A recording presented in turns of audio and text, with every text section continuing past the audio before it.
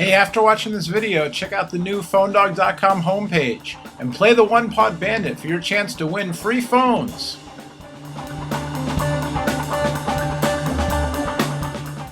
So, and then we'll go back to the home screen and we'll show you when the phone opens up.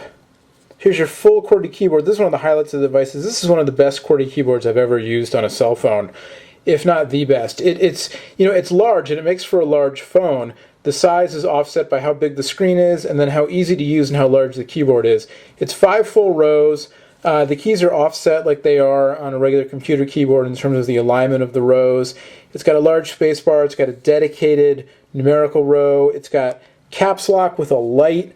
I mean, just all these little things that are kind of cool. The function key also has a light to let you know when it's on. Shortcut key for your messaging. It's got a little it's not really a D-pad, but cursor keys down there, so you've got basically a D-pad. Lots of shortcuts as well, but mostly it's just really easy to type on. It feels great. It's got good action, and it's nice to type on. And then the other thing I like about it is that HTC got feedback on the original Touch Pro from people who used the tilt, who really missed the tilting mechanism. The original Touch Pro didn't tilt; it just slid in and out, or up and down, but the tilt used to slide and tilt, and so for the Touch Pro 2 they went back to the tilt, but a more modern mechanism. And this is great because you can do the tilt if you want it. If you don't want it, you don't have to. And then you can also adjust the angle of the tilt. It rotates into virtually infinite positions here. It's not that big of a range of motion, but within that range of motion you can set it however you want it. And that, in contrast to a phone like the Nokia N97, which just snaps into one position, or even a phone like, here's the LG NV3, which is obviously a messaging phone, not a full-on smartphone. This one does kind of go infinite range, although it definitely has a lock position right there, a stop lock, so all the way open or at that angle. And then also the NV Touch, similar. You've got your stop lock there, and then it goes a little bit further. But the HTC, the Touch Pro 2, designed to go, you can stop it anywhere along your range of motion, and it just works really well. And again, you flip the phone over, you can use your conference call mode. It's a great speakerphone.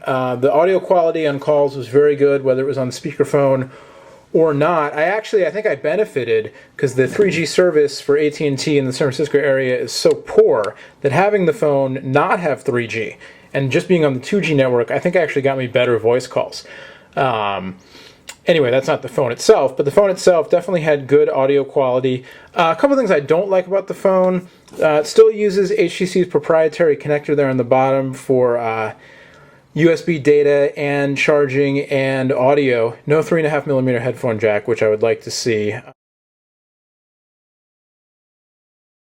Also, 3.2 megapixel camera with autofocus, no flash. So it's like the Touch Pro, but without the flash. Minor detail, but kind of too bad. Secondary camera on the front, VGA for video calling.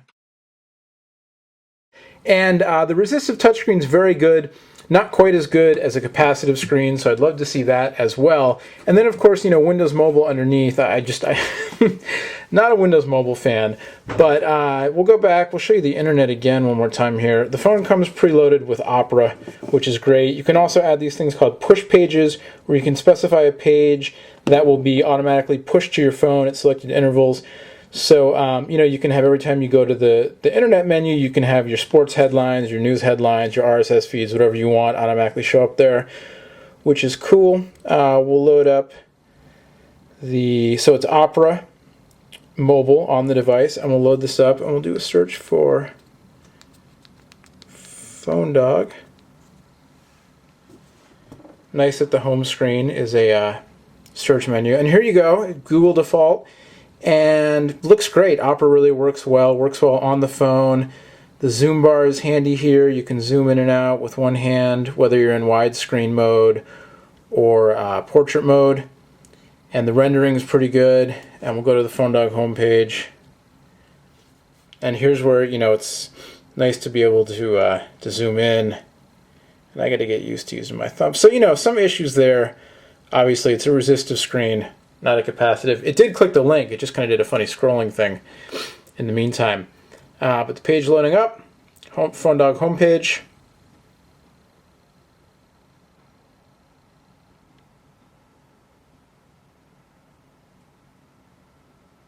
And there you go. Looks good, scrolls well. And the zooming. And then we'll go back to, I may not have the sensor on right now, the G sensor. Or it might just be a little laggy while it's finishing rendering the page out. There we go. So there you go. All in all, again, a big thumbs up for this phone if you don't mind Windows Mobile or you're a Windows Mobile fan. Also, I should show you the custom start menu, actually. When you hit the Windows key, you get HTC's custom start menu, which is also really nice. You've got Google Maps preloaded. You've got the RSS hub, which is a nice little RSS application. Teeter, which is a fun little accelerometer game. You know, other stuff. The settings menu, again, takes you to that settings menu, which is HTC's menu. So they really, you know, each subsequent version of TouchFlow, starting with TouchFlow, then TouchFlow 3D, now TouchFlow 3D 2, HTC does more and more to integrate more deeply and get you, you know, further away from the horrors of Windows Mobile. You can hear my bias coming out, but, you know, call it bias if you want. I don't like the Windows Mobile experience. And so it's cool to see devices like this doing what they can to keep that experience away from you. Anyway, there you go. All in all, really great device. I already reviewed the Touch Diamond 2. I like this phone better because the keyboard is so great. It definitely is thick and bulky, but you know, here's the N97 next to it. It's a little bigger than the N97, larger display. Thickness about the same. Put it next to the Verizon NV Touch. You can see the display much larger than the NV Touch. The footprint a little bit bigger. Thickness-wise, the Touch Pro 2 is definitely a little bit thicker. Not a whole lot, but a little bit. The rounded, you know, beveled edges make it a little harder to see, or it makes it look a little thinner. But when you hold it in your hand, it definitely feels a little bit bulkier. But it's a power phone for power users, and, you know, kind of people who are going to use this device aren't going to mind the size all that much, and it definitely still is pocketable, just not with those tight jeans that some people wear. Anyway, there you go. Thumbs up. Relative to it being a Windows Mobile phone, really like it. The audio quality is great, the speakerphone functionality is great, and the keyboard is second to none. It's the HTC Touch Pro 2, right now only available overseas in this unlocked version, but you should see it coming to US carriers very soon, this summer, this fall. And again, right now we're hearing unconfirmed rumors that T-Mobile will be the first to launch it as soon as August of this year in the US. With much, much more on all the new phones from HTC and everybody else, I'm Noah from PhoneDog.com. Check out PhoneDog for all your daily news, reviews, live event coverage, all that stuff. We got you covered. Till next time, thanks for watching. We'll see you later. Bye-bye.